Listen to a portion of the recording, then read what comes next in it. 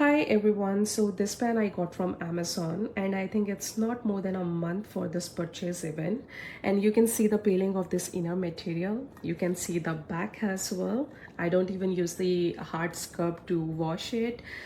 If you guys are planning to buy this pen for your daily purpose, I will not recommend this because I use it every single day and it's not worth it. I hope this review will help you guys. Bye bye. Doing something wrong. Well, we can feel the sheer joy and fun they had when Groucho visited Cabot. Groucho Marx had a career unlike any other. He started in vaudeville while also writing for newspapers and magazines. With his brothers, he became a star on Broadway and in movies.